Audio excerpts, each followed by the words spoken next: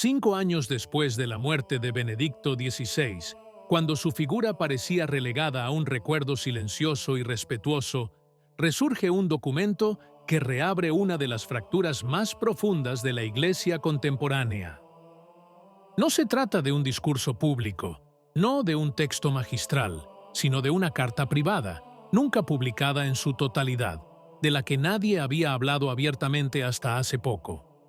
No fue un comunicado oficial de la Santa Sede lo que lo sacó a la luz, sino el trabajo de varios observadores eclesiásticos europeos, en particular el portal Infovaticana, que a mediados de enero informó de la existencia de este documento, atribuyéndolo a 2021 y dirigido al entonces arzobispo de Múnich y Freising, cardenal Reinhard Marx. La noticia no causó sensación. No hubo anuncio de ninguna agencia de noticias ni conferencia de prensa.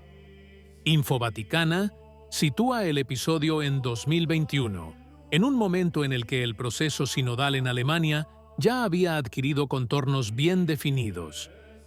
Ya no se trataba de una fase exploratoria, sino de un proceso estructurado, con organizaciones, documentos y objetivos declarados. Según la reconstrucción, Benedicto XVI escribió directamente a Marx para expresarle su alarma, juzgando el proceso en curso como destinado a causar graves daños a la Iglesia y a tener un resultado negativo si no se detenía. El quid de la cuestión, como se desprende de los resúmenes periodísticos, no era simplemente de carácter pastoral. No se trataba de estilos de comunicación, lenguaje inclusivo, ni prioridades sociales. El tema central habría sido eclesiológico y doctrinal. La carta habría advertido contra un método que introduce el principio de la mayoría en áreas que, según la visión católica tradicional, no pueden someterse a votación. La doctrina y la moral, desde esta perspectiva, no derivan del consenso, sino de la revelación y de su transmisión a lo largo del tiempo. Las fuentes citadas por Infovaticana insisten en un punto preciso.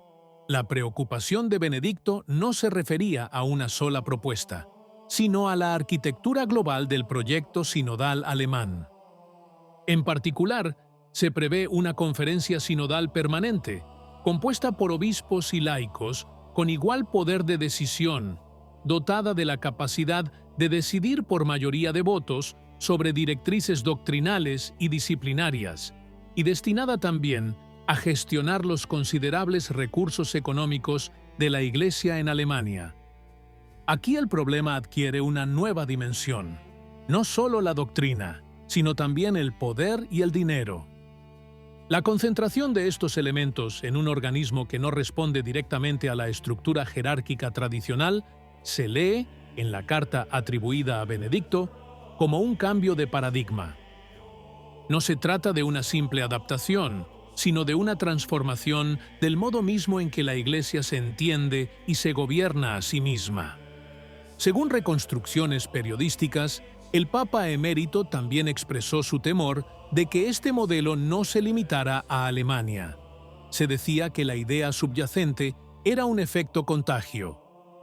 Una vez aceptado el principio, otras iglesias locales podrían reivindicar el mismo margen de autonomía en la toma de decisiones, debilitando progresivamente la unidad doctrinal de la Iglesia universal. En este sentido, el proceso sinodal alemán no se consideraría una excepción, sino un laboratorio. Un elemento llamativo, subrayado por las fuentes, es la reacción, o más bien, la no reacción, del destinatario de la carta. No ha habido respuesta pública del cardenal Marx, ninguna negación, ninguna aclaración, ningún distanciamiento. El silencio, en este caso, se convierte en parte integral de la historia, no como prueba definitiva, sino como evidencia de una tensión real en la cúpula de la Iglesia alemana. Infovaticana vincula este episodio con otro elemento surgido posteriormente: la publicación, en Alemania, del informe sobre los abusos encargado por la Archidiócesis de Múnich, en el que Benedicto XVI fue duramente criticado. Según la reconstrucción periodística, esto ocurrió sin que su sucesor interviniera públicamente en su defensa. Este hecho también se inserta en una narrativa más amplia de aislamiento y conflicto eclesial, que no se agota en una sola carta, sino que abarca años de relaciones tensas. La importancia de la carta atribuida a Benedicto XVI no reside solo en su contenido, sino también en el momento en que fue escrita. 2021. Un papa emérito anciano, desprovisto de todo poder de gobierno, que sin embargo decidió intervenir. No para dictar una línea, sino para lanzar una advertencia. Es un gesto que, según las fuentes, adquiere el carácter de un acto final de responsabilidad teológica, más que una maniobra política. Esta advertencia es coherente con el pensamiento de Ratzinger, quien durante décadas insistió en un punto fundamental. La Iglesia no es una federación de comunidades locales autónomas, sino una realidad universal que precede a sus articulaciones históricas. En esta visión, la unidad no es el resultado del compromiso, sino el fruto de una fe compartida, recibida y preservada.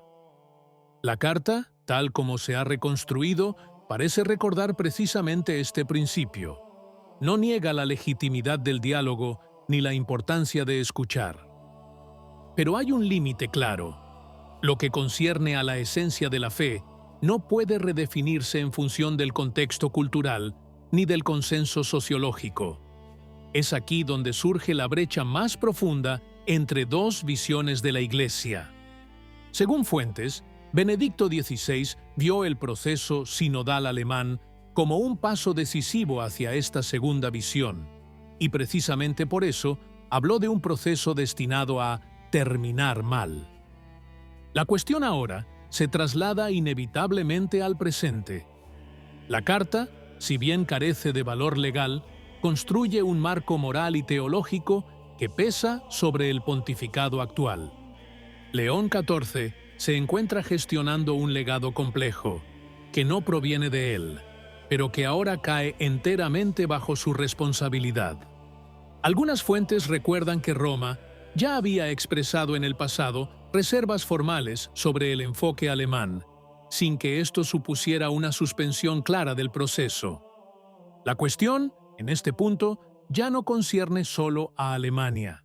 Se refiere a la capacidad de la Iglesia para definir sus propios límites internos. La carta atribuida a Benedicto XVI no ofrece ninguna solución operativa.